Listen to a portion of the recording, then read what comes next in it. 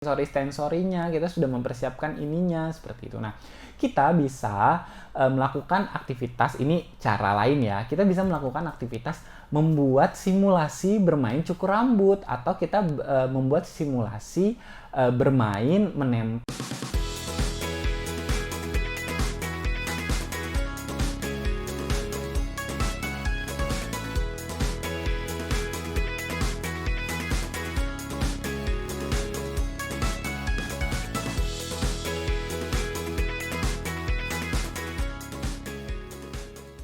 Assalamualaikum warahmatullahi wabarakatuh. Yang belum kenal saya, perkenalkan, nama saya Tarmiji Taher. Saya adalah seorang okupasi terapi di Kota Palangkaraya. Terima kasih buat teman-teman yang sudah selalu nonton video-video di channel YouTube ini, dan terima kasih untuk share-nya, untuk berbaginya ke teman-teman semuanya.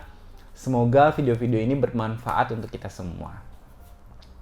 Di video kali ini kita mau sama-sama belajar lagi bagaimana sih mengajari anak kita sedini mungkin untuk tidak takut untuk cukur rambut. Nah, kadang anak-anak kan suka geli nih kalau cukur rambut, nangis ataupun gimana, mereka bisa teriak-teriak saat aktivitas cukur rambut seperti itu.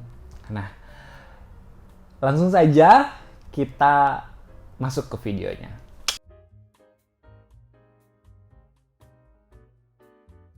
Oke. Mencukur rambut. Nah, biasanya ini adalah salah satu aktivitas atau kebiasaan yang anak-anak cenderung hindari karena mereka tidak nyaman dengan aktivitas itu. Kenapa tidak nyaman? Pertama, geli, suaranya berisik. Habis itu orang yang mencukur mereka tidak mereka kenal, siapa itu, tempat baru. Nah, ini biasanya membuat anak-anak kita menangis atau tidak suka dengan aktivitas ini. Tips and triknya adalah, yang pertama, kita harus sedini mungkin memaksimalkan sistem sensori pada anak-anak kita. Sensorinya, terutama sensori bagian taktil dan auditori. Dua sensori itu harus juga kita maksimalkan. Taktil, anak-anak kita sudah mulai harus bisa mengontrol benda-benda asing yang ada di bagian dari leher hingga kepala. Nah, caranya, aktivitasnya, kita bisa mulai biasakan anak-anak kita untuk menggunakan topi, menggunakan baju yang berkerahnya tinggi, atau menggunakan shawl, ikat-ikat leher. Nah, itu udah harus anak terbiasa melaksanakan sensasi itu. Agar nanti pada saat dia melakukan aktivitas mencukur, sudah sensori bagian sini sudah terbiasa seperti itu. Jadi anak-anak mulai kita latih untuk menggunakan topi, menggunakan bagian-bagian aksesoris yang membantu dari leher hingga kepala seperti itu. Badan juga harus kita stimulus sensorinya. Nah, selanjutnya anak-anak kita juga harus terbiasa dengan suara-suara mesin cukur rambut yang kadang berisik dan mengganggu, yang suaranya itu stabil. Nah, anak-anak dengan permasalahan sensori kadang menghindari itu karena bagi mereka tidak nyaman dan sangat tidak enak. Caranya, nah, kita harus mulai mengajari anak-anak kita untuk terbiasa mendengar itu. Kita bisa bermain dengan aktivitas-aktivitas yang menyerupai itu, atau kita bermain brum brum brum brum brum brum brum. Nah, seperti itu. Atau suara-suara yang mirip, atau kita main motor, main ketuk-ketuk yang suaranya mirip, atau kita melihat orang memotong kayu atau memotong rumput. Jadi aktivitas-aktivitas yang memang menstimulus itu. Melihat motor berlalu lalang, nah itu juga membantu anak bagaimana sistem sensori auditorinya terbiasa dengan suara-suara yang stabil. Seperti itu.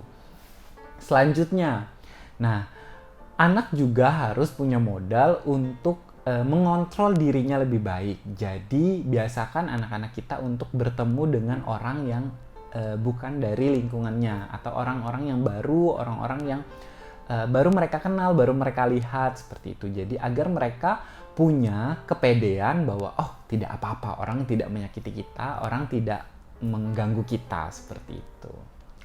Selanjutnya, nah, saat kita sudah mempersiapkan nih sensori-sensorinya, kita sudah mempersiapkan ininya, seperti itu. Nah, kita bisa melakukan aktivitas, ini cara lain ya, kita bisa melakukan aktivitas membuat simulasi bermain cukur rambut, atau kita membuat simulasi bermain menempel aksesoris di kepala seperti itu. Jadi kita pakai celemek dulu di leher yang tujuannya mirip seperti aktivitas mencukur. Jadi kita taruh dulu di sini, habis itu nanti kita bermain mungkin menaruh aksesoris di kepala, atau bermain menaruh topi di depan cermin seperti itu. Jadi anak-anak kita mulai terbiasa dengan aktivitas itu.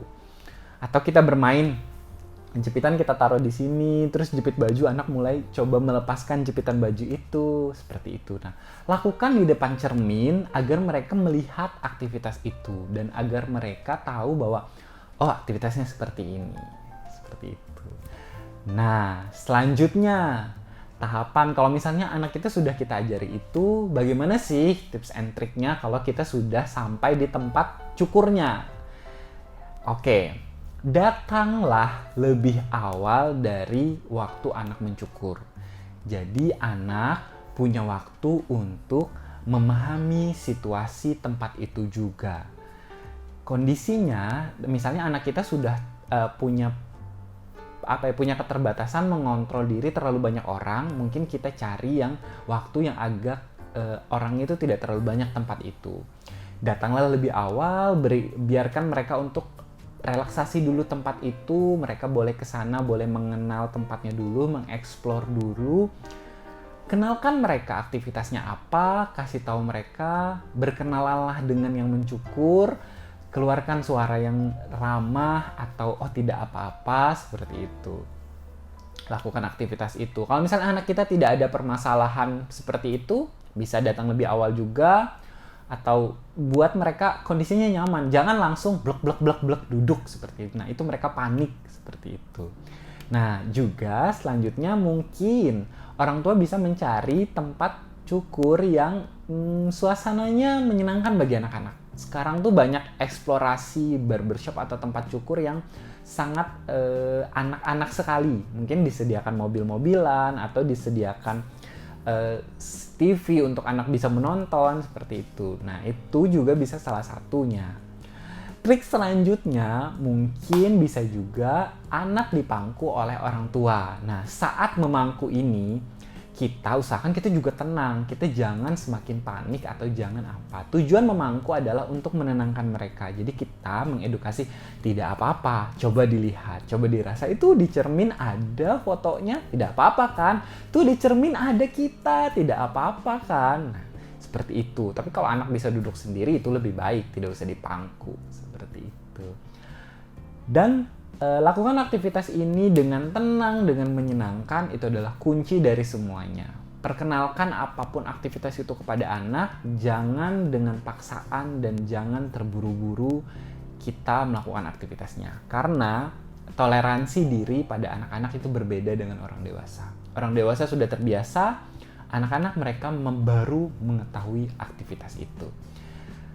Mungkin itu saja videonya, saya tutup. Assalamualaikum warahmatullahi wabarakatuh. Semoga video-video ini bermanfaat untuk kita semua. Dadah!